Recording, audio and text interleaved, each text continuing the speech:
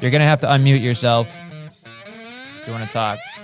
Is this better? So I think my mic was set on my computer. That's why I was getting all that room noise. Okay. There we go. Now I'm back to my mic.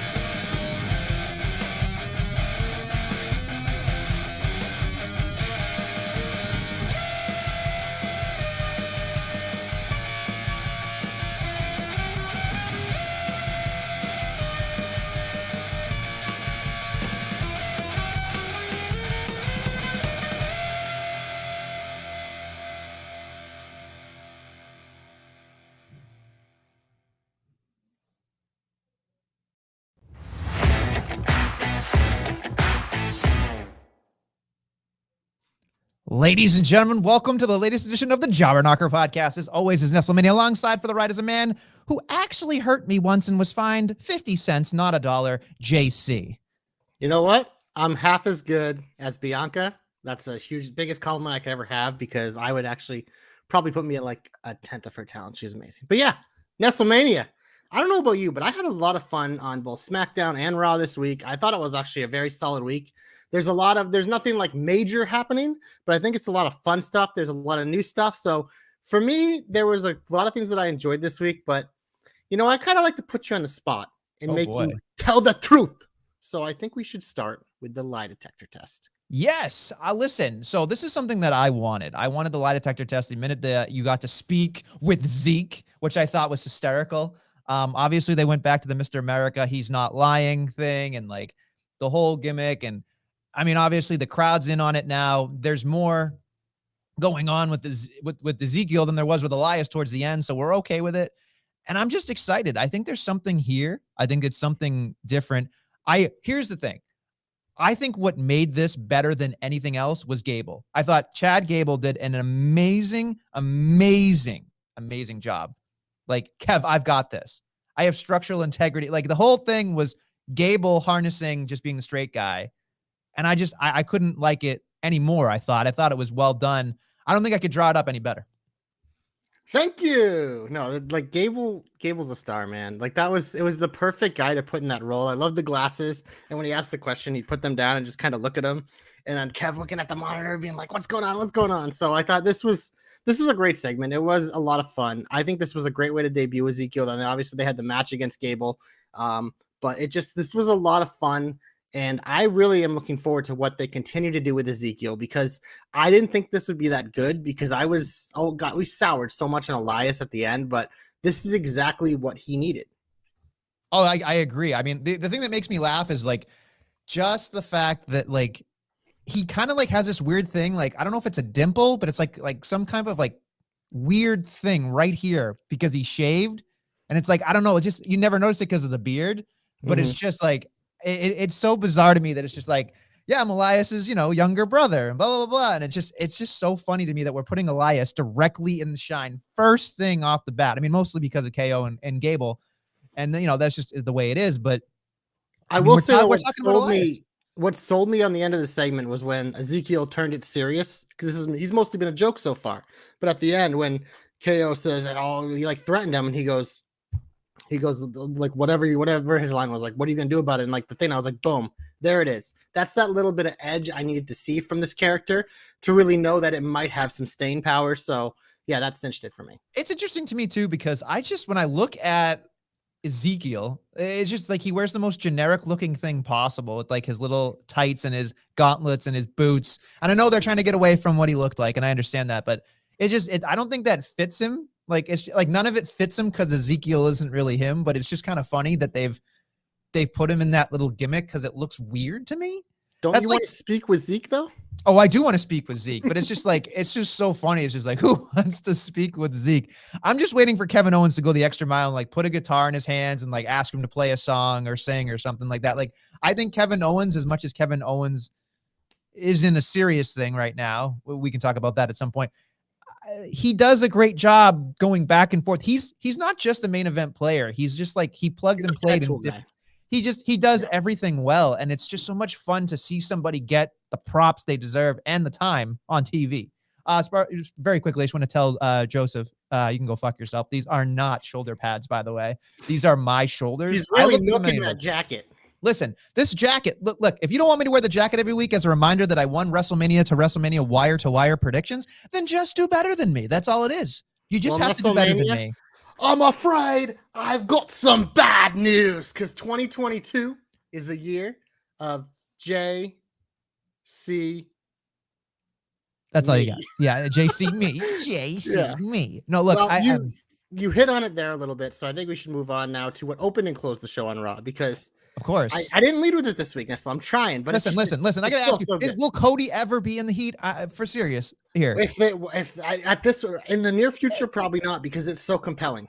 It's so compelling. Like this, then like when he comes out and he's on screen with Seth and all this stuff, like I'm on the edge of my seat, and I know I'm not alone. I mean, the reactions, like that opening segment was so good because Seth is like, you can tell Seth is loving this too. Like this is something, it's so fresh, it's new, it's exciting. And you know, it just, I love the little, like the thing with Cody going to the crowd and you slowly see Seth start to turn and get pissed, be like, I was going to respect you. And then whatever. But I did like they did the mystery opponent thing. I think mystery opponents are always fun. It obviously makes a ton of sense for this feud because that's how this whole thing started.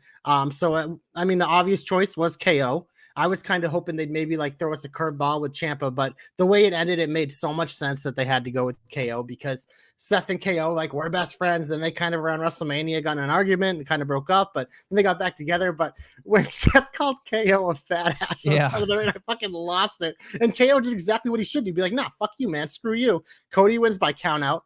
But it's one of those things that saves this match for down the line on a future feud. It also pushes forward with KO and Seth a little bit on the side too. And it gets Cody the win like he should be. And it still protects KO. So I thought this, like, yes, the one thing about WWE that can be frustrating is the main events. Like you never get the clean finishes a lot. But I think in this case, it worked fine. Look, all I have to say is this. There are things that I took away from this. I thought the front of the show was super long. I thought the promo was too long. It just took, they said Metropolis instead of City. They were going legitimately for like, and I get it. He's like, ha ha, and he takes his time. Both of them were just milking the crowd. Oh man. My God. The crowd was into it. So the crowd was into it. I get it. And I'm sure it's fine. But like, all I could think about was get to your point, get to your goddamn point. And like, eventually Cody said to like, okay, let's not just, parade around here. What are you getting at? And I eventually got to it, which was, again, it was good television, but I just felt like it was 23 minutes, I think, by the time the next segment started based on commercial breaks and everything. And it just felt like it was fatiguing. And right out of the gate for me, like after a while, I was like, okay, cool. You set up the main event. I get that, but you can do that in a faster, setting, at least in my opinion. And then in the main event, a couple of things I want to talk about very quickly. There were a lot of falsies here. Like they were treating it like it was like WrestleMania. It's the main event. I get it, but everybody kicks out of everybody's finish and all that shit. But the one thing that, and again, there are things that I hate. I specifically hate 6-man tags. I hate roll-ups. I also hate when a babyface puts his leg on the bottom rope to break up a pin. I abhor that. I think that is the worst thing you can do as a babyface for me. I'm just saying, look, I know. I thought you hated the pump up the crowd. Oh, more. I hate the pump up crowd too. I think you just hate baby faces. I do hate baby faces, but I know here it is. You know what it really is? I hate people who are terrible baby faces. Not saying that Cody's a terrible baby face. I just don't like the fact that he put the leg on the rope. Because, like, here's the thing: if you're technically a baby face, John Cena, in theory, I'm sure he has. Somebody will show me a clip that he grabbed the rope. He's grabbed the rope over time and stuff like that. I just think that's bad. I just think that's terrible because a babyface shouldn't need to like, oh my God, I'm in peril. I need to like find my way out of it. But I get that nowadays things are different. The other thing I wanted to ask you about was, do you think the fat ass comment is like in the realm of where we are right now in the world? Do you think like people are going to like say that Seth Rollins is like a fat shamer or anything like that? No, because here's the thing. It's part of the character. I get it. He's a heel. Like, here's the thing with Seth. Like, and I talked about this the day after WrestleMania. It felt like they made him a babyface, but for this feud to continue, he was going to stop to be a heel, and it seems like they still view him as one of the top heels, if not the top heel on Raw. So I think between calling KO a fat ass and then pushing Cody off the top rope to do the show, he got booed, which Seth hasn't been booed since in months because he's been so people that sit in the sun, which like whatever. Like, so you have to do little things here to make him that asshole again. And we know Seth is a great asshole. So a comment like that coming from him to KO, like you should be offended by it. That's the whole point. It's not like he called him a super derogatory thing, but Sure. in terms of like getting heat, I thought that's exactly what he needed to do.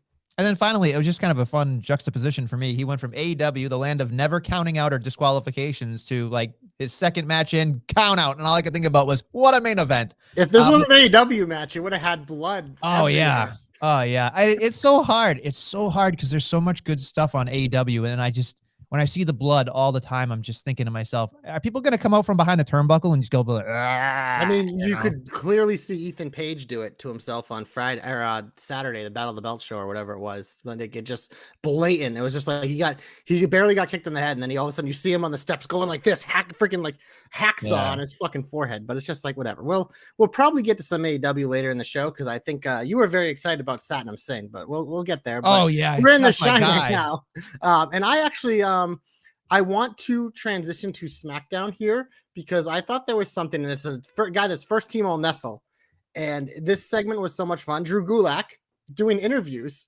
which is a nice, fun little thing. Drew Gulak, he's always been a guy that has been very entertaining when he's got the option. We know he's good in the ring, but they don't really use him for that as much. He's been a lot more of like the comedy stuff, but him working with Charlotte was fucking kind of awesome because I always love when they blur this, and Charlotte's the type of person that you do this with, and so he obviously interrupts one-on-one with her and Pierce. So she's like, "Come out to the ring to interview me," and he's all excited, and he asks the tough questions. I got to give Gulak credit, but the best part of this to me was watching Charlotte fucking tap him out like that.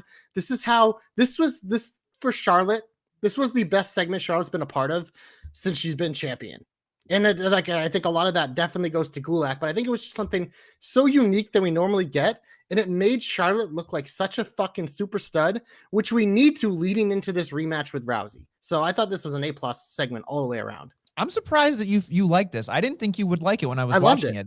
It to me that's just surprising because when I was watching it, I first off, I have to be unbiased opinion because we're journalists here. And we're not journalists, we're commentators. Well, as much as legitimate, listen, as much as a legitimate that Meltzer is, we're the same. I mean, you probably have as many sources as he does. So I have a lot more toilet paper that I can read. Anyway, so moving on, I think that Gulak. I've always been a fan of Gulak.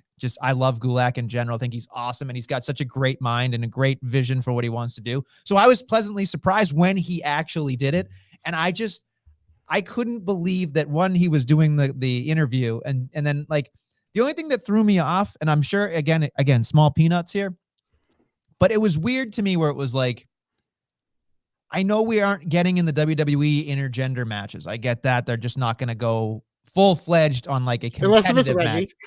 Right. A competitive matchup that way, which I think I watch Beyond Wrestling. I watch a lot of other, independents where that's just what it is. I think we're both all for it in the right situations. I think as long as it's treated correctly, I think that's wonderful. I think it should be that way. But again, WWE is different. But the one thing that was very odd to me was like, if Drew Gulak had a little bit more like space in terms of like forgetting that Drew Gulak was like the submission specialist and this like hardcore wrestler, and then having Charlotte put him in the figure eight, I just felt like, and I know I'm in the minority of this thought, but it's just hard for me because I'm trying to like enjoy the moment as I'm watching it. But all I could think about was Drew Gulak can get out of this. Drew Gulak could do like 45 reversals in this thing.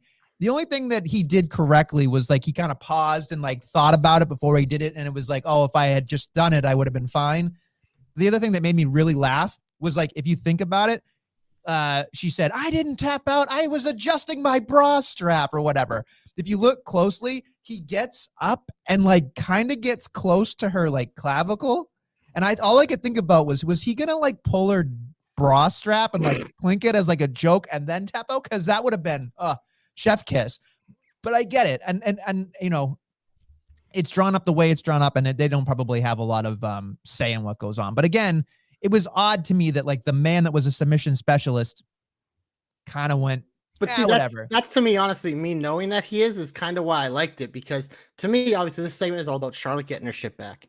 And that Charlotte Ronda feud was so lame going into WrestleMania. Something like this is, especially with Ronda not there because she ain't gonna go to fucking Worcester. Sorry, guys. Worcester. Yeah, Worcester.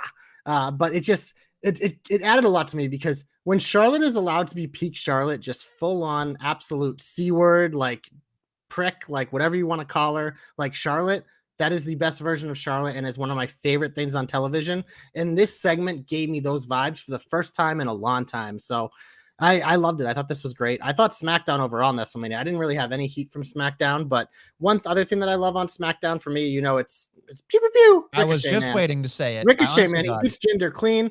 You could say Ricochet wasn't on WrestleMania. Obviously, that was a disappointment. But one thing I will say is Ricochet is being booked pretty well as champion. He's a fighting champion. He's restoring order to that IC title. He's already defended it 3 times, and he's had it like a month. Nakamura, I think, defended it twice in like 8 months. So we're already getting there because what I look for in an Intercontinental champion is either like some young stud, which we'll talk about the U.S. title later, getting like his first chance at a run, nice long run, or it's someone who's just going to go out there and like you put on one of your better wrestlers and you just have matches. And Ricochet is getting on TV pretty much every week. He's having good matches. Hell, he had a decent match with Jinder, which is Jinder. You don't want to hinder Jinder, but it is what it is. But I think it's one of those things like, yeah, the WrestleMania thing, sure, it was a disappointment, but at the same time, I still like that this is happening because the IC title was invisible pretty much for all of 2021. At least now here in 2022, we're starting to get some visibility to it. And I do think that the man to dethrone him is probably going to be Gunther, which, I mean, he might hold that thing for 3 years. So I think I'm really positive about the direction of the IC title. And I got to give it to my boy Ricochet for delivering, as always. He was 3 seconds away. He was 3:03. I clocked it. Yeah, it's Jinder, man. They don't all got to be freaking 15-minute falsy classics. I know. Watch AEW if you want to see that every week. Watch fucking Sammy Guevara win the TNT title for the 30,000th time, because that's what we want. Well, hey, you know what? They have a plan, I'm sure. Mm-mm. Anyway, yes, again, Ricochet, pew, pew, pew, whatever. But, it is what it is. He's a young man doing the IC championship as best as he can anyway. He's handsome as fuck. He is pretty Ricky. I will give you that. He is a pretty man. He's a very pretty man. I'm curious how you feel about the overabundance of RK Bro this week on both shows, because it felt like it was good and bad. So this is, and we can have this discussion now.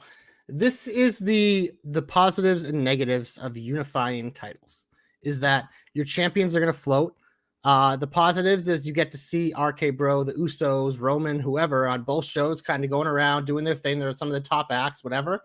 But also the bad side is also why it's a good side, is that you're seeing these guys everywhere. And it's just, they're going to get overexposed. The more you see of something, the less special it feels. And then it's when you have these unified champions, you're going to have this battle between Fox and USA being like, well, why did they get the title match? We want to, you know what I mean? So it's the negative of it. And by having them doubling up on both shows, you're also taking time away from other people on the show. So WWE already has a problem as not using everyone. It's going to be even worse if you unify the titles. So that's why with my hope for this, like I was fine with Roman unifying them. I talked myself into being fine with the Usos having a short run with both titles, but I still want both titles to be defended separately. If they're fully combined, I don't know, because I think a lot of the negatives are just that it's the overexposure and like a lot of the like other things. Because yeah, there was a lot of RK Bro. They were on Raw, they're on SmackDown, they were back on Raw fighting the Street Profits for the umpteenth time, and the Street Profits could be shoehorning themselves into another title match. They might be the new Charlotte. So I'm curious your take on that. But yeah, it's tough because I think right now it's fresh, so it's fine. But I think if this becomes like a long-term thing, I think it's going to be a negative. I really do.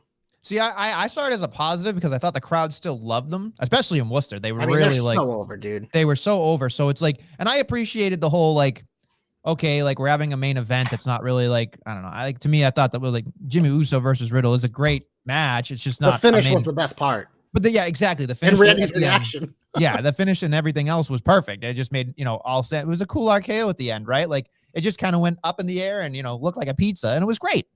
And that's what we want. We want kind of like some fun stuff. So it is what it is. But honestly, it's hard because, again, when I looked at this on Raw, it was like, oh my God, here they come again. And here comes the Street Profits. And it's like, how many more? Like, I'm surprised Street Profits won, which was great. And I'm excited for that. But let's just get to the point where the Street Profits are back on top, I think that's what I want to see. So if they do a triple threat, you want them to unify the title? Oh, yeah. I want, because here's the thing, right? Like, Usos, Roman does better when he's mad at the Usos, at least in my opinion. I think when the Usos like disappoint him, that's his best stuff. Honestly, I think like when he just goes, I got to clean up your fucking mistakes again. You know, like I love that shit. I will eat that up breakfast, lunch, and dinner. But when you get to like RKO and Riddle, you know, breaking up, like that's a schism there. So like, I think it serves all its masters if the Street Profits do in fact win. I think it'd be Wow. great. That is a take. I will say, because we got a little glimpse. They didn't really obviously turn heel this week, but we got a little glimpse of them by like playing the Usos music, and then Montez being like, "Oh, you thought that was them? Nah, we got tricks." I'm like, this is a little nibble on what they could do as heels, and I think you have been spot on with that. I think that is the next step for them.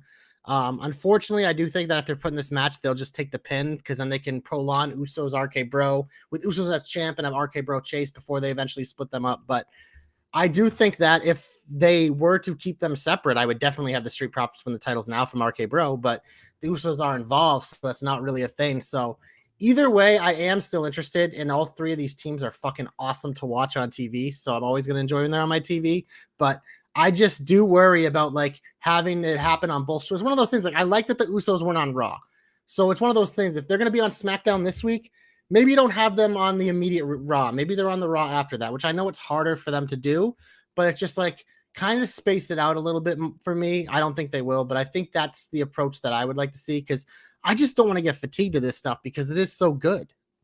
Yeah, I agree with you. Let's say anything else in the old Shino that you want to get over? I just want to mention how over Madcap Moss is, man. Like it's just like I am so happy for this guy because he is like the epitome of one of those guys that just kind of hung around and worked and worked and worked. And it's amazing he made it. Like he's a guy that was probably always at the top of the list to maybe be on the chopping block because he wasn't doing a lot for years. And he was just kind of floating around to random tag teams in NXT. Then he comes up, he's on Raw Underground, then he isn't on TV. And now to see him, like they just pair him with Corbin. Corbin's a star maker. We know that because he's one of the better heels. Good heels always help make stars. That's why the Miz has always been good at it. And now that he's on his own and he's flourishing and seeing the crowd's reaction to him, it's like, this is good because we know the guy can deliver in the ring. And that character is still so interesting that I'm happy for him. He got a nice clean win over Humberto. I believe he's taking Angel next week, so that'll probably be another one. But I do like that they're kind of like spacing out the rematch or the eventual match between Madcap and Corbin, kind of letting it breathe a little bit and let Madcap kind of build them up as a solo act a little bit. So I do think that's worth mentioning the shine. So you do think that Madcap eventually beats Corbin? I mean, I think that makes sense. The baby has to beat the heel, right? I would think so, but there are some times where I think about it. It's like Corbin might beat him the first time. Oh yeah. I just think he'll get an end of days in there, but I'm looking at it more from an aspect of like, I think he's got to chase Corbin for a while, like for a really long time. In order, I could see it going through SummerSlam. I could see that. I think like this is a Money in the Bank situation, or more importantly, because again, with the Corbin cost like Madcap, I can see that. You know, like stuff like that. Like I see little instances where like he gets plugged and play into situations that are very similar to Corbin, like the Andre the Giant, the Money in the Bank. Not that he's gonna win, but if he did, that'd be pretty funny. And then you know, like fumbling it, Corbin would be the reason if he did get the Money in the Bank briefcase, stuff like that. Like the similarities and the parallel of them, I think is what the story is going to be throughout their career. And I think if they can both stay in the WWE, you know, obviously being relevant, that I think that's going to be something that you, if it's good enough, whenever Moss gets his new character, that it eventually will keep. It's like one of those, it's the Seth and Roman. It's the KO and the Sammy. It's like, you want to build that thing where eventually it makes sense that you're just like, yeah, let's go. You know, it's like, it's Corbin Moss time. And I want that to happen because I think that Moss, given the right direction, slam dunk every time. I agree. Here's the thing. You probably have nothing left in the shine. I mean, here's the thing. I didn't really hate anything this week, but I have nothing else that I loved. I wanted to put this in the shine so we can have a moment to just have fun with somebody we love. I'm a big fan of Veer. I knew it. I know. I'm sorry, Guthrie. I'm sure he's going to sell me up a river here, but I looked at him and I was like, stretch your job 2 weeks in a row. They love this guy. He is a mauler. He is a lion. And he looked like a nut bag with his eyes like crossed and he was like snapping and like what's his name? I have to make sure I have it correctly on Raw. What was it? What was his name? Jeff Brooks. He beat up Jeff Brooks. Again, another local talent. How can I not love the fact that he beat up a jobber, like an actual local enhancement talent? And again, I love those type of matches. Yeah, they're going to say, oh, Veer doesn't have any plan. They didn't have a plan for Strowman right out of the gate. They just thought Strowman looked impressive. I mean, Veer's feuding with the Mysterios, but he wrote them off TV temporarily. Like that, I think that's part of it. This is how you build. Like this is one thing. It's just like that. I think WWE has done well since WrestleMania. Is like we have a shirt on Jobberknock on tpublic.com/Jobberknock called Monday Night Rerun, because old WWE would have been like, okay, Veer versus Dominic, Veer versus Ray, Veer versus Dominic, Veer versus Ray. But instead it's like, no, Veer wrote them off TV temporarily. They'll probably come back for a big match on Raw or a pay-per-view match. And in the meantime, they're just going to feed them people because, yeah, I think Veer is being booked well. I actually am enjoying it too. I'm not on the full-on hashtag cheer for Veer like you and Danny with one N and Ray and everyone. But I don't like dislike it. I think like they're doing a good job presenting him as a big monster heel who just destroys people. And I think the stretcher job 2 weeks in a row was a big deal. I mean, they go out of their way. Like, and here's the thing that surprised me, because Guthrie likes Commander Aziz and other big random guys that nobody likes. And it's Aziz couldn't hold Veer's jock. Ooh. Same as Omos. Omos and Veer are like up here. Aziz, like, sorry, dude. It's just like, come on. What are we talking about? We need to make a shirt for Guthrie that just says Veer is up here. That's all it is. It rhymes. It's money. I love when you t-shirt print out of your mouth. It's fucking awesome. I fucking love these things. What was the other one? Was it you teach? Whatever the teacher one was. It was great too. But anyway, yeah. No, but we got to write these fucking things down. But yeah, like that. I'm not doing this to piss on Guthrie at all, because I love Guthrie very much. But it's funny to see him go so far on this take, because when I was watching it, and I knew he called me out on Twitter to be on his side. You guys made a joke about me or whatever. So I was trying to be independent about it. And I was like, I'm not going to let anybody sway me. I wanted to watch it. And I was thinking to myself, they've gone out of their way, because it may not be, the thing that I try to think about all the time is, at least he's on TV. That means they have something. And Guthrie's going to ignore that and say, no, they don't have a plan. But if he's on television, no one's going to waste 6 minutes of time on this guy. They could waste 6 minutes somewhere else. Here's the thing is, like, I think they have plans, but I think like you don't want to have everything roadmap perfectly, because you want to be able to adjust on the fly. You know what I mean? It's like, yeah, you have ideas of where you want to go, but things freaking change, man. And like when WWE has been most successful is when they adapt. The biggest example being like Kofi Mania or the Daniel Bryan stuff. Like you adapt to what the fans are telling you. And sometimes they don't, and it can still work. But like when they do, and it lines up perfectly, it's magic, man. So it's like, yeah, the Veer, they like him. He's on TV now. It took him almost 6 to 8 months to get here, but he's here now. He's been on TV. He's dominating. Like, that's all you can ask for, man, from someone debuting. And I totally agree with you. I mean, it's funny because like they went out of their way with something when they're like in commentary, they said the $1 million arm. And I was like, clothesline from hell, rename it. I'm okay with it. Like, he's the outfielder. If you can find a way to be like, make a baseball reference every single time when Veer hits somebody, I'm in. You make him the like, you can make him the Athletic. You can say, like, instead of the Oakland Athletics, you can make him like something else. Like, there's so many things you could do. Now, Guthrie's going to want to put him in a full-fledged Oakland uniform, which is ridiculous. The natural, Veer Mahaan. Yeah.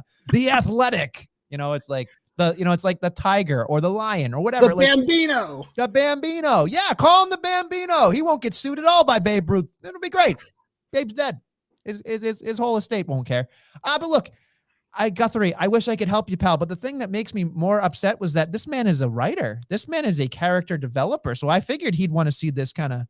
Well, then Veer kind of seems like a Guthrie guy. That's why it surprised me too, and that's why I kind of got involved. I mean, I just like a lot of times I'm on Twitter, and maybe I have a couple free minutes on hand. I like to, there's a little spark there. Well, I'm gonna just freaking dump some kindling on it because I want to watch it play. So I tagged one end, and then I tagged you, and I'm like, and then I just walk away and just admire my work, man. He goes everywhere with his portable toilet and his paddle, and he stirs it up. That's what you do, stirring the shit.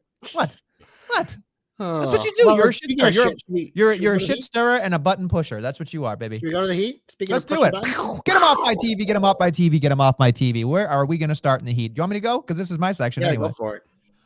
All right. So not a lot on SmackDown specifically, but as I'm going through here in my head, I just wanted to say that they are doing something. And I had some people on Twitter talk to me about this. So I'm curious your take about this, because I don't ask you specifically, but McIntyre and Sammy are doing this thing, and now it's going into a lumberjack match. I don't get excited. I know you don't get excited about tag match, not tag matches, excuse me, steel cage matches. But for me, I don't get excited about a lumberjack match. It seems like one of those dressy up, trick or treat WWE things. Now, granted, people have, reached out to me on Twitter and said, when I'm in a lumberjack match on the independents, it's a lot of fun, which again, I'm sure it is a lot of fun. You can talk shit to the people in the ring and like pretend to beat people up, slap them around, do whatever you want. But I'm curious, as a fan, JC, like, how do you feel about a lumberjack match? Because to me, in the words of Kala Espinoza on Scrubs, help me get off my bra. Like, it just doesn't make any sense to me. It Well, I doesn't. think you hit on the big one there. Is that three-letter word is like these are supposed to be like they're more fun, like goofy Yeah. type things, which maybe not your cup of tea, but I think like for the most part, like they're usually entertaining. It's gonna be like something else we're probably gonna talk about in the heat that was very entertaining, even though it probably wasn't good. But yeah, no, lumberjack matches, I wouldn't rank it high on my list of matches that I love. But the one thing that I do like about it is that it makes sense here because Sammy keeps running away. And it's nothing like making the cowardly heel stay and get his beating from the big fucking sword boy. But I do kind of like having all the randoms surrounding the ring because you get to see all the people like, oh yeah, they work here. Oh yeah, they work here. And they're like, inevitably there's one or two people that like does something that's entertaining.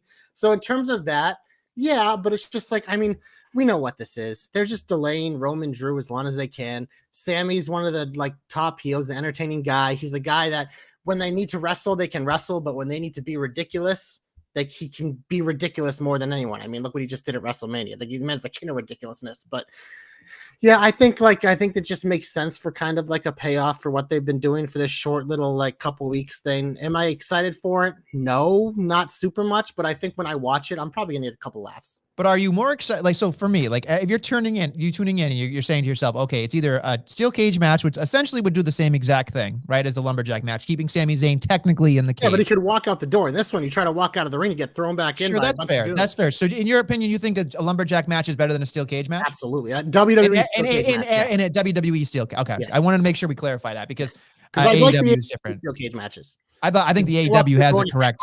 I think AEW has it correct with the steel cage. That's why 100%. It's so much different. But yeah, I thank Cody for that.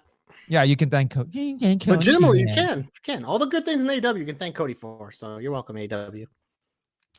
You really love you are in an American wet dream. You really are. You're going to come out of it eventually. I get an American wet dream whenever I see that nightmare, baby. A nightmare in my pants in a good way. I might get a matching neck tat as him. My shirt got shipped, by the way, last night, finally. Oh, goody. You know what? WrestleMania night in my excitement / buzzed excitement on Saturday night. You know, someone should take your phone away. You could have probably gotten an entire Nightmare Family jumpsuit. Whatever. I mean, that would be dope. I would totally wear that. You would totally work that in. I don't doubt that at all. I think I would see you in a complete red one though. If not they a black ever one, start selling that, I will buy one. I'm fairly certain that they will probably have them out. If not, I mean, go to the Nightmare Factory website. I'll look at it. That would be the greatest like winter wear, just to like walk around when it's a little cold. Just have that on. Just fucking be like, boom. I'd walk around my apartment, like saying hello to all the little old ladies, being like, "You like this? This is dope, right?" Yeah. So. All the old ladies love JC, right? Everyone loves JC. They gum for JC. Right? Oh boy, that's just saying. Weird. Anyway, over into Raw land, which I wanted to make sure we talked about here. I'm not necessarily in love with this wedding thing, but it made me kind of giggle. I just felt like, again, R-Truth, as much as he's a national treasure, and I love him very much, he lost his place there with the rings at the end. It just seemed like it fell off with the the crowd, and like the crowd was just terrible towards it. It's tough. That's a tough. And again, I saw a bunch of people I know, not like I'm friends with them, but I mean, I've seen the independent wrestlers in the background, and I'm like, oh, hey, that's and I don't want to say names and stuff, but like, hey, I know them, and when I'm, that's awesome that they got that opportunity to be in the ring and all that stuff. So I was happy initially, but when I watched it, I went, where is this going? Like, and here's the other thing that I hate about. It's just a hamster on a wheel, man. So here's the other thing is like, here's what, and you and I talk about this all the time, but it bears repeating again.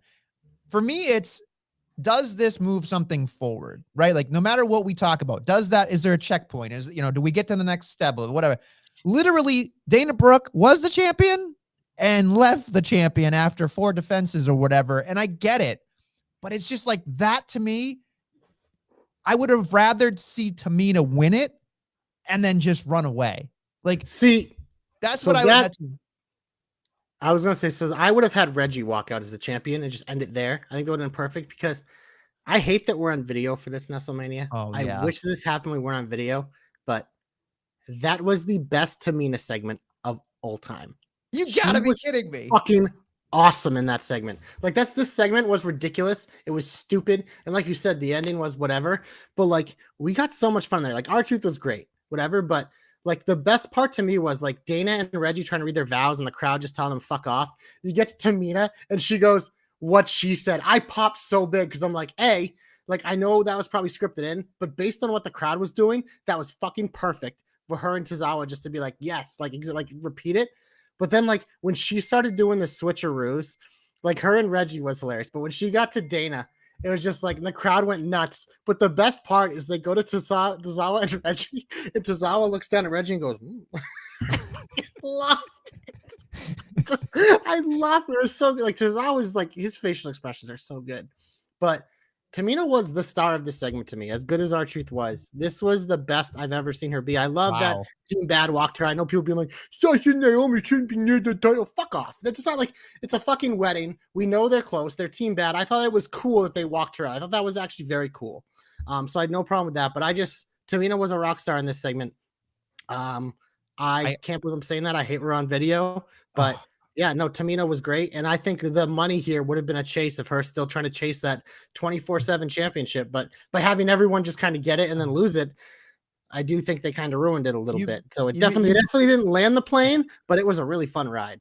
You made me cry a little bit there. I was so excited that you said Tamina did something great. So it was the best segment ever. And I'm legitimately like truthful about that.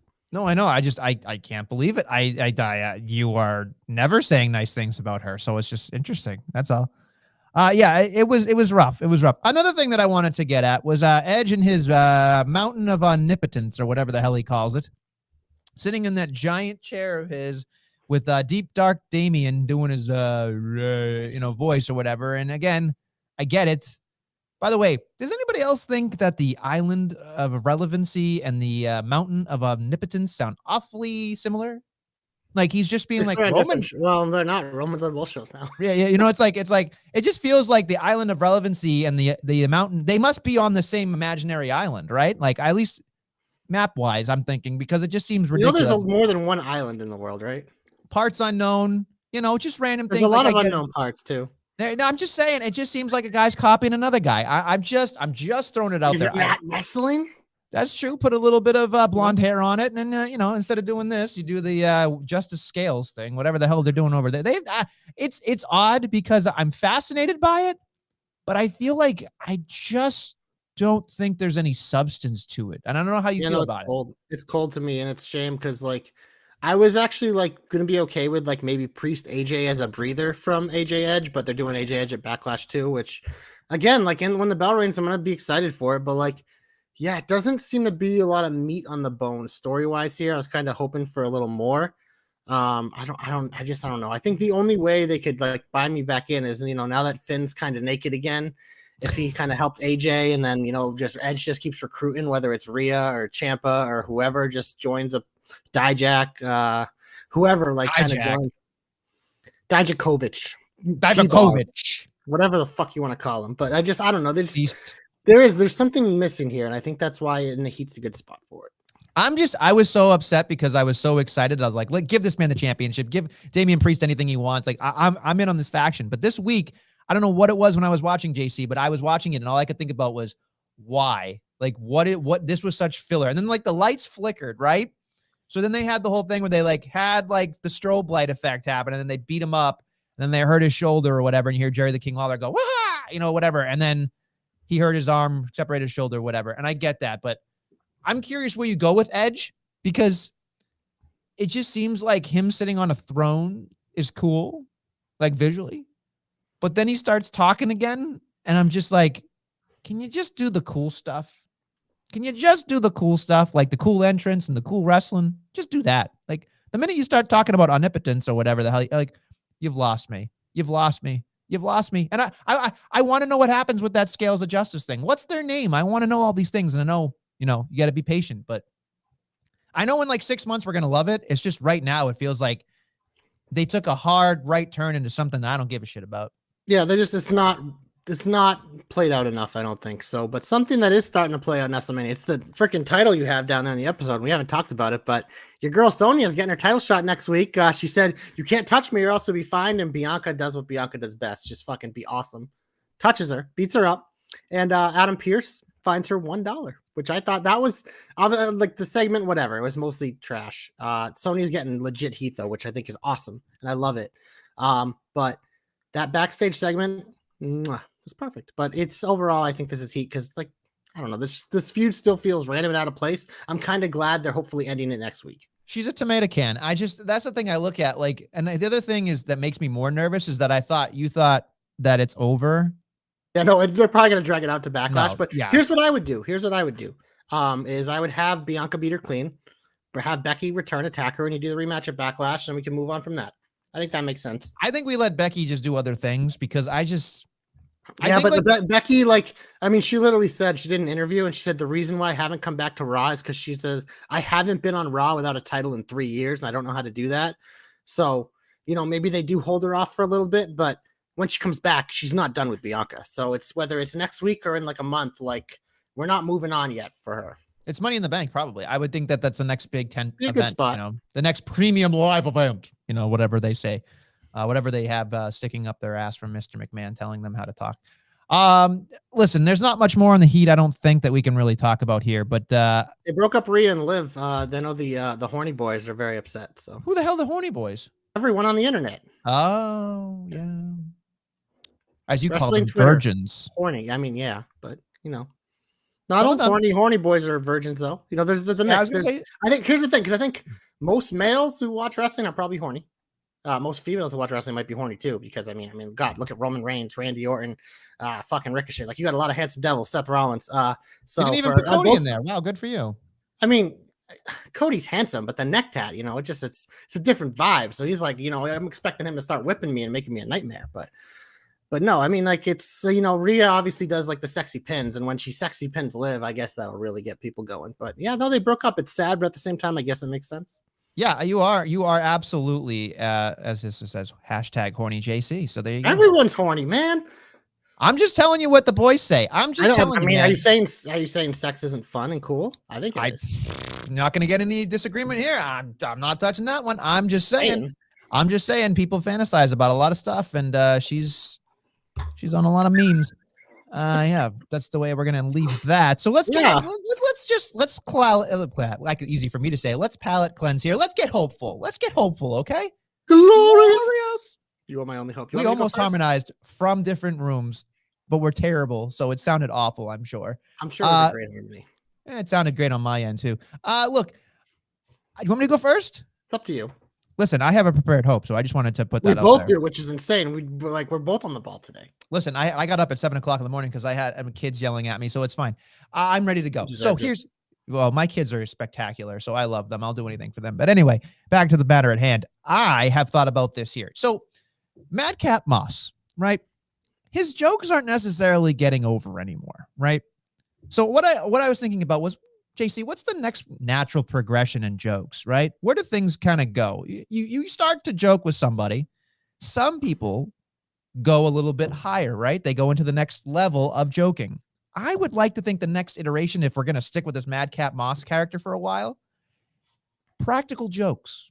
I would like to see him pull some pranks, specifically on Baron Corbin for a while, because I think Baron Corbin would do a great job playing off these gags and all these other things, because we got to hold off the Corbin Madcap thing. I think, pray to God that we don't have it at Backlash like everything else is Rematch City, which again, we should probably put a t-shirt out saying, I mean, that's not technically a rematch. Well, no, it just feels like a rematch, right? Like everything feels like it's been done over and over and over again. Anyway, but my hope is really to get from not so much the haha jokes that aren't landing anymore, which the crowd can pop and whatever for different reasons. But I think doing practical jokes on people, like, dude, have a sense of humor, and then like, I think you could parlay that into something like maybe a little bit more serious than the jokes, because I feel like you watch Doink the Clown at the beginning, not that I'm saying Doink the Clown and Madcap Moss are the same, but he was, tricking people into pranks. They got him, they thought he had them, and they had that sense of like, oh my God, I could beat the crap out of this clown, and the clown would just beat the shit out of him. So I'm not saying we're going to get a heel Madcap, but I think that having Madcap Moss go into the practical jokes thing would be great. And if it gets over, JC, right? There is a pretty successful show called Impractical Jokers that I think Madcap would really benefit some rub on. I'm just saying, and have the Impractical Jokers, Q and Brian, sorry, not Brian, Brian is Q, and Sal, they're definitely big wrestling fans. I think that'd be great to have some type of symmetry and similarity and synergy there. I think it would be great for Madcap to get on Impractical Jokers. I think it'd be wonderful. So that's my hope. I think making Madcap the next iteration of what he's going to be is super important here. And I'm over with the jokes, and I want to see where this goes. There needs to be more substance to it. I mean, I'm pro Madcap, so anything that keeps the train going, baby. Honka honka. I'm all Hashtag hey, JC's very horny. Hashtag horny JC. Hashtag JC's horny all the time. Not all the time, but I mean, I could probably be up most of the time. You know, you got to be ready now. 6 to midnight. 6 to midnight, baby. Speaking of being ready, and you mentioned a little bit earlier, Money in the Bank is it's not far away. So I've been thinking, you know, who would be a good candidate this year? And then how can we make it a really cool story? Well, here's my hot take is that Cody's going to beat Seth again to go 2-0 against Seth. And Seth is just going to be like reeling. So we're coming to Money in the Bank. I mean, Cody and Seth most likely going to be in that match. So I'm thinking, man, what if Seth wins Money in the Bank again? Because it's always better on a heel. And he's a guy that could hold it for a while and pick his spot, whatever. But he also, like, he really hates Cody. Well, whether it's SummerSlam or later in the year, at some point, Cody's going to face Roman. Like, it's inevitable for that WWE Championship, whether it's the Unified or whether they have them split. So whatever, at some point, because that story is there. It's happening at some point. It's money. It's going to be money. So here's how I would do it. Because you know what? Cody has that thing about his dad. He thought he won it for like 2 seconds. They didn't with the count out. So they could do something there. But what if he does win it? But it's for like 2 seconds because cashes in on a bloody Cody Rhodes, holding up the WWE Championship for the first time and pinning him 1, 2, 3. So Cody's title reign is literally like 30 seconds. And so we had the moment for a minute, but the money's still there for him to chase and go on and maybe win the Royal Rumble or whatever. But it also sets up like Seth as the champ now, which is something we thought we were going to get earlier this year. And we also down the line, it means that Cody came in against Seth and had to beat him. And now to truly hold that WWE Championship, he has to do it against Seth too. Maybe he could win the Rumble. That'd be a great, if they did at WrestleMania, if the third match was at WrestleMania next year, that'd be a cool on story. Who knows what they do for the title, but I think that would be a lot of fun. That's how I'd let this story play out. So hashtag JC knows, hashtag JC's hopes come true. And I know my boy Grimwood loves that because that means Seth Rollins not only winning Money in the Bank, but he's going to be the champ. I do love it. I think that it's a great idea. The thing is I just don't see Roman Reigns losing this championship. It just seems inevitably like The Rock. He can keep the blue belt forever, but that WWE Championship, maybe you lose that along the way. So here's the other thing too, and I'm curious because this was leaked, and again, we don't really talk about the dirtiest of sheets on this program, but I am curious because you have an American wet dream. But so here it is. People are saying that Cody Rhodes may end up winning the Money in the Bank contract and cashing in on Independence Day. Like, how do you feel? Does that do anything for you? Do you think that's like Cody winning the title does a lot for me, honestly? Because if originally when I was thinking this year, I'm like, Cody would make sense for Money in the Bank because then whether it's he uses it to win or that's what sets him up as coming up short with it. Like maybe he calls his spot, like you said, on Independence Day and then loses to Roman clean and he's back to square one. So I think either way, there is money in that with him with the Money in the Bank. I think that him or Seth are two guys that make a lot of sense because we've seen it a lot. Like Money in the Bank can be used to like bring someone out of nowhere and elevate it, or it can take someone who's really established star and get them right back at the top where they belong, whether it's a quick one or maybe it's like a Randy Orton where he holds it too much and gets a SummerSlam. Like, so I just think Seth and Cody, and especially considering like, we haven't even really talked about this, but like Raw's world title is like kind of non-existent right now. So like the title currently is Cody. It's Cody and Seth. Like they are the main event of Raw. They are the best part of Raw. They open and close Raw. Like they are the main attraction on Raw. So they're pretty much the title feud without a title. So I think like both of those guys make sense of eventually getting it. And I think Money in the Bank it would be a good fit in either of those guys. They could go a ton of directions. That's the cool thing about Money in the Bank. But for me, I think there is money with both these guys with the kit briefcase. Yeah, look, you've sold me. I think this is intriguing. Like I really do hope this is where we're going because I think having Cody Rhodes have that second, like that one, either he has it or like he almost had it, like his dad. That's beautiful storytelling, and I Yeah, think maybe that's it becomes a triple threat for Seth because maybe Cody, in my hope, maybe he doesn't actually win it. Maybe he's about to win it, and that's when Seth's music hits. He gets distracted. Seth comes in, curb stomps, and pins him for the title. So Cody never actually has that moment. Maybe that's how you do it. Because I think the first time Cody gets a chance, I almost think he has to fail. You know what I mean? So yeah, I don't disagree with you at all. I just think it's kind of funny that we've gotten to that point where we're already booking it, and I'm excited. Like, it's the Cody WWE experiment has been more of a success than even I could imagine. And I'm one of the biggest Cody people out there. It's just working, man. It is. So it's hard not to think about all these things. All right. Would you like to get the comeback going? You want to give Don't somebody call a it a comeback? comeback. A-Town down. New U.S. champ. Theory. Just Theory. Just As theory. Guthrie pointed out on Twitter, they call him A-Town down, even though he's just Theory now. There's no more A. But whatever. I don't mind it. We call him Theory anyways. He's from Atlanta. That's why he's A-Town down. Okay, that makes sense. There you go, You got- Guthrie. But he's the new U.S. Do champ. your due diligence, folks. Finn was a transition champion to get this title from Priest to Theory. No, you say, ooh, Sami Zayn was just a transition champion for a week. You're not going, it's the same thing. Finn just held it a little longer because they're like, oh, we need a baby face. Like, he's like the new Kofi Kingston. It's like, oh, Finn hasn't had a title in a while. Give him a tag title. Give him a mid-card title. It is what it is. That's the spot Finn's in. That's what he's in. He's the baby face who puts over heels. Theory is one of your next big stars. He's going to have a nice reign with the U.S. title. I know you really love the celebration with all the random heels. I thought that was random as hell, but I did kind of like it. But to me, what's interesting is Vince coming out and taking a selfie with him. Like, I thought, that was perfect. But Austin Theory's a stud, man. I was a little worried about this guy when he got called up and got away from the way because I wasn't sure if he was ready. But, man, that McAfee feud sold me. This guy, sky's the limit. Sky's the limit, as Amy Bradley would say. And, I mean, this is the first step. So, like you said, the heel locker room piling out, it was just so funny to me. I was like, oh, this is cool. This is a cool moment. And then the Vince thing happened, and the crowd obviously lost their shit. So, again, I mean, you want to talk about the Nestle curse, that's fine. But, like, Vince McMahon comes out and says things like, oh, this is my guy. It's like, be careful. But it can go to your head. Hopefully, Austin Theory, or just Theory, as Guthrie will definitely tell us, I'm excited for him in his U.S. title reign. I think that's the right call because there's more baby faces that need TV time on Raw specifically. And I think that would be a great, not that he's going to do the open challenge, but if he did the open challenge, I would be ready for it. I think that'd be fun because his tweak on the United States challenge would be so much fun. I think he'd find a way to make it his own. And I think that'd be something to be must see, I guess, not watch, I guess. But yeah, Theory's awesome. I can see why they're all in on him. Anyway, my comeback goes to somebody, not just somebody, some bodies to love. Elton Price, Kit Wilson. Yes, boy. Pretty Deadly. I am so excited that Pretty Deadly have become the new NXT Tag Team Champions. I love these guys in NXT UK. I told you, JC, the minute you see these guys, they are going to be JC guys because I know what you like. These guys sent out a picture on Twitter the night after they won in bed with their titles. And with their robes on, looking just only the way they can look, as Ric Flair would say. I was just so excited because I'm not saying I don't like the Creeds, but I don't like the Creeds. Like, you know what I mean? Like, I don't want them to win, even though I know they're over. The money is in the Creeds chasing, so this made sense.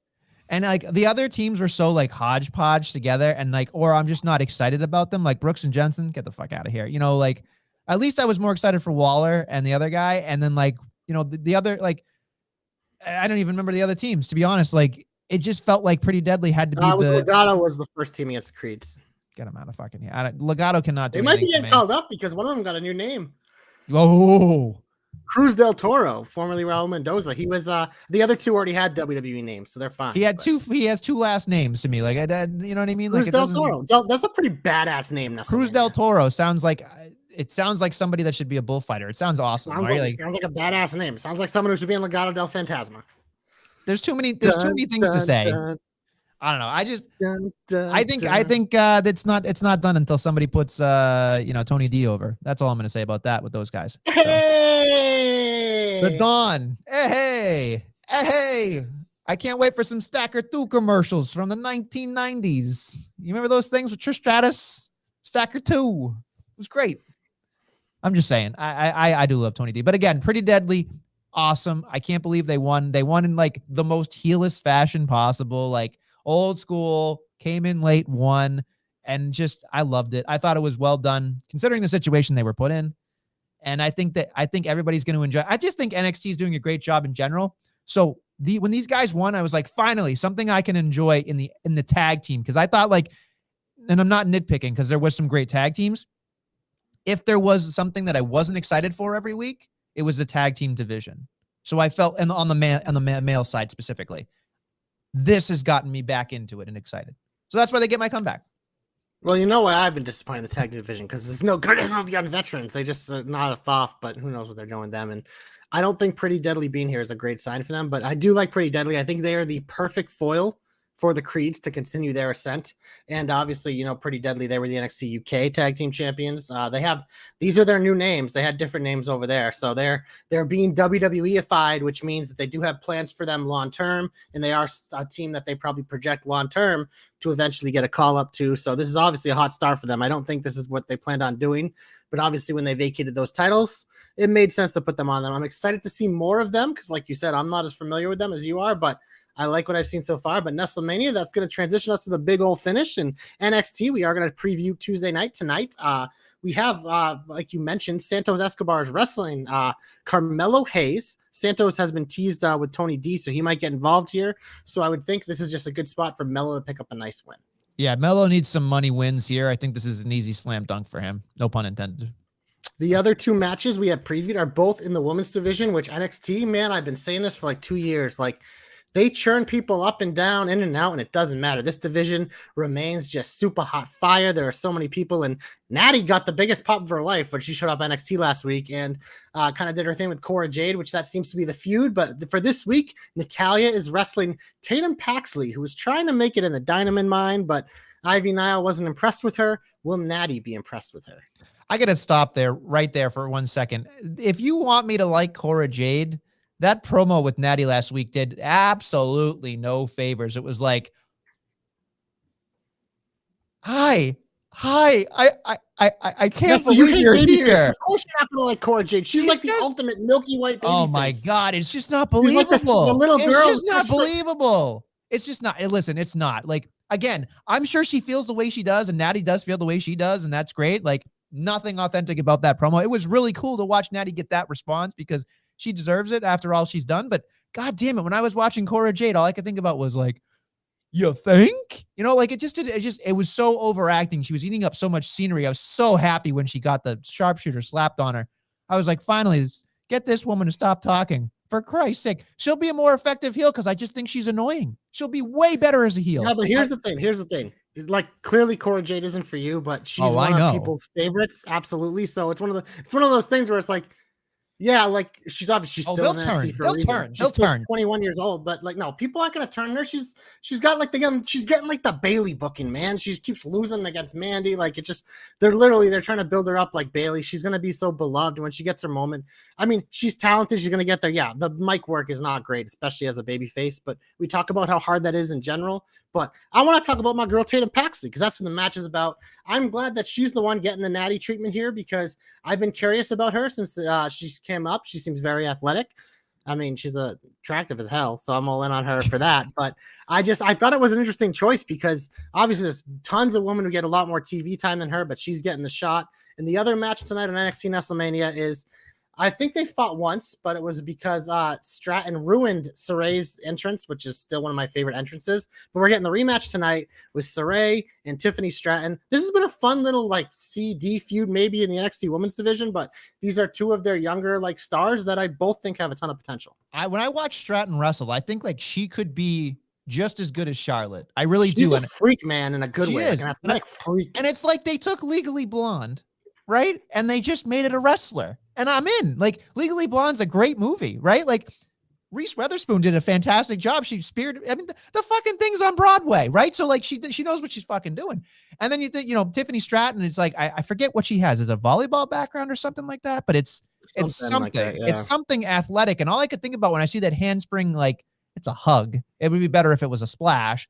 But and I'm watching it and I'm thinking, and this is where you would say it, but it's just like you're watching somebody develop into something. Like, we know it's not there yet, but you can see the potential. You see it where it's like, okay, that could be money 4 years from now, maybe even 2. But like, yeah, I put more 2 to 3.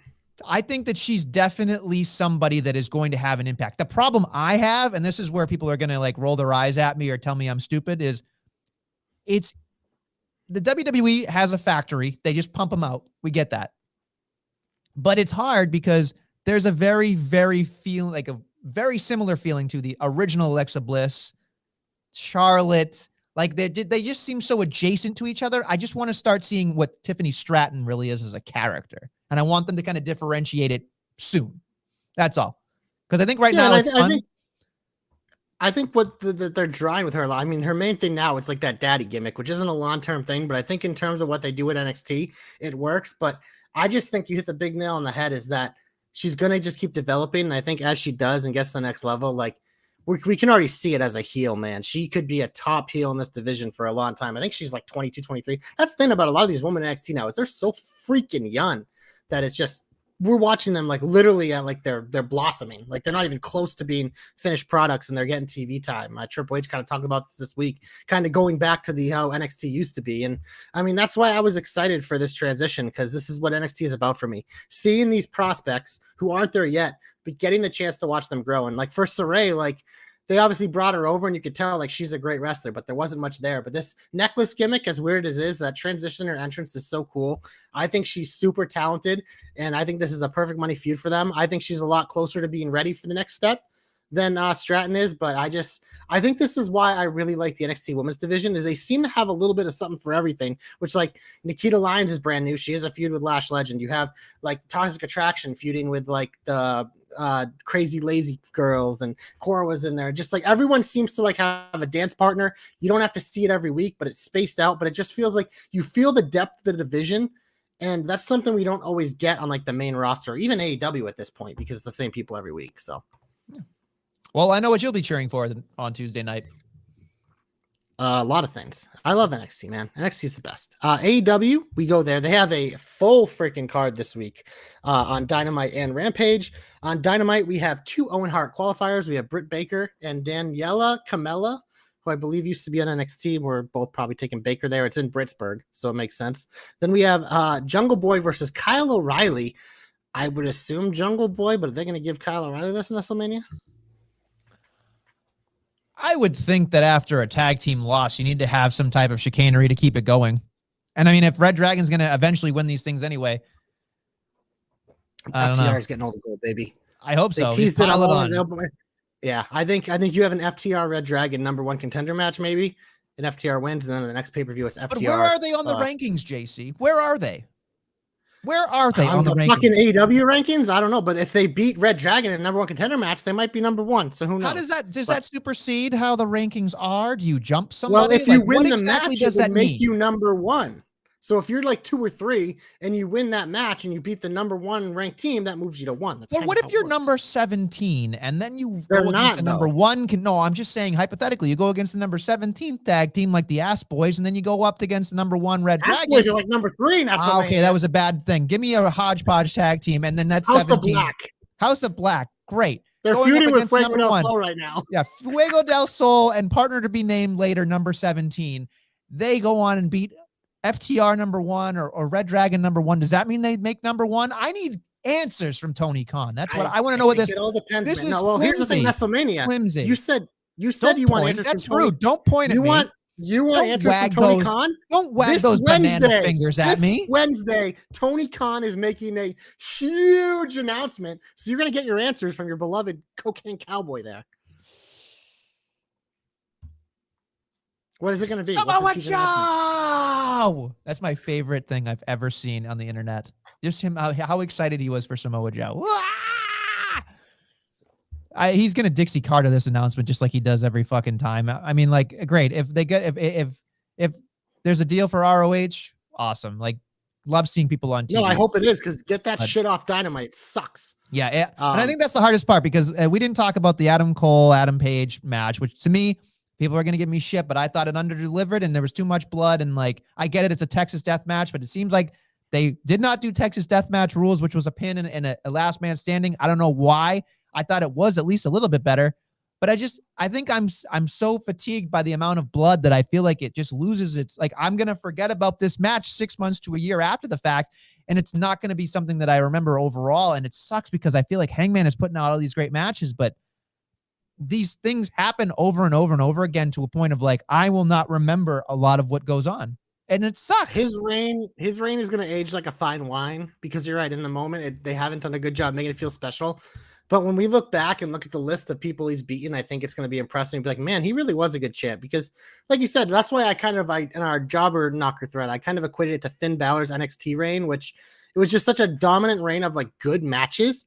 Like, you don't really remember like the peak moments of it or feuds, but you remember, man, that match was a banger. That match was a banger. That match was a banger. That's kind of, I feel like, how this Hangman reign has went. But we'll see. We'll see. I think it might be ending soon because I think it's Punk's time. But Nestlemania, there's still 4 other matches on this Dynamite card. We have Hook's Dynamite debut, which we're both excited for. Speaking of Punk, he's taking on Dustin Rhodes. I'm sure there'll be blood in that match. We have Wardlow versus The Butcher. Probably going to be blood in that match. And then we have a coffin match between Darby and Andrade. Definitely going to be blood in that match. Yeah. I can't smile any harder when it comes to Andrade and Darby Allin. That match is going to be so much fun because CN just hits people so fucking hard. Like, the way Andrade just beats the shit out of people, I could watch that all day. And then you have somebody like Darby Allin who clearly has nerve damage and doesn't feel pain.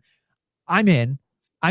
I like what you just described to me is great. Coffin match. And I guess in AEW, at least in a coffin match, someone doesn't have to go away for 6 months. They just lose the match and show up next week. That's fine. Hook, I'm in. I'm a hooker. Like, I'm in, man. Like, I love Hook.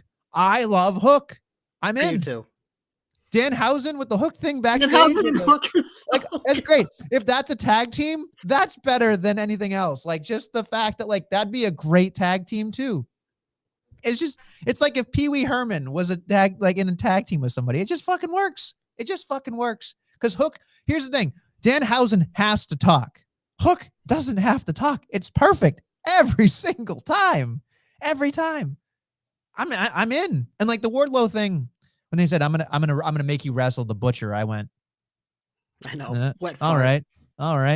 But I saw at least Wardlow's on television again and not throwing out poor security guards all over the goddamn place, but whatever. After Rampage, everyone was like, oh, see, they're building up the Butcher for Wardlow. He looked great. I'm like, I don't give a fuck about the Butcher. Like, are you kidding me? This guy, like, that tag team, they debuted as a wet fart. They've been a wet fart, and now they're in like they're in the wet fart Hardy fucking group, which is now the Andrade group. Poor Andrade, get him away from that group too. Come on. Free Private Party, free Andrade, Butcher and Blade, go back to Elevation. Anything else? Then Rampage. We have finally the TBS title match between. It's funny, the TBS title is always on TNT, and the TNT title is always on TBS. But sure. TBS title, Jade Cargill defends against Marina Shafir.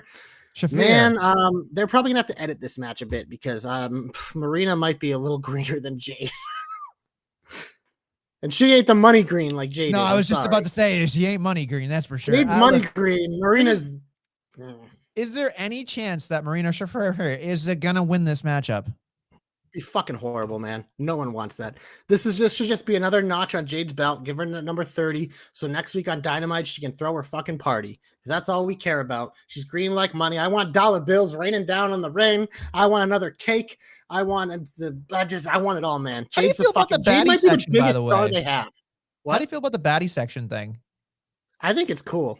I honestly don't understand what it is. Is it like every week from a different, like, are there just different independent wrestlers in the crowd? She tweeted out, she's like, send me pics. I'm coming to your town. So Dallas, give me your best baddies. And she just handpicks a bunch of women that think are beautiful. Or there was a guy who was in one of them too. But last week, Kiera Hogan and Red Velvet were part of it, which I thought was cool. And they released like a twerking video and talk about hashtag horny boys. Oh, they love that.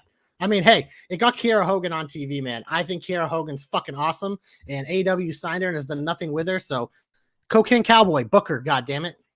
Cocaine Cowboy, is that his new name? I'm gonna keep calling him that. Yeah, well, I'm sure he's really. Samoa Joe. All right. On that note, I think that's everything. Right? We're good. Yeah, unless we want to talk about Satnam Singh. I'd rather not. I want to spend as much time as you want to spend on talking about him. The end. I don't care. Ring of Honor, go to Ring of Honor, and maybe I'll watch you there, but I'm sick of you on Dynamite. You've been There's the a worst lot part of of Ring it. of Honor happening on AEW TV that needs to go on Ring of Honor television because I don't want to see that shit. I'm sorry, I Yeah. don't. And if you keep Same. doing this, I'm gonna not enjoy it and I'm not gonna watch. Like I'm just Yep. not. I'm not gonna watch Get it it. off my TV. Get it as you off would my say. TV. Get it off my TV. It's just hard. It's just hard to watch, and I don't care. I just don't care. It's just not for me. And I'm a general public person in AEW. I'm not a hardcore AEW fan, so it is what it is, folks. You want to get my money? You want to get my eyeballs? Make me happy. That's all I'm saying. On that note, we thank you for listening to the Jobber Knocker podcast. We'll be back next week with more Jobber Knockery.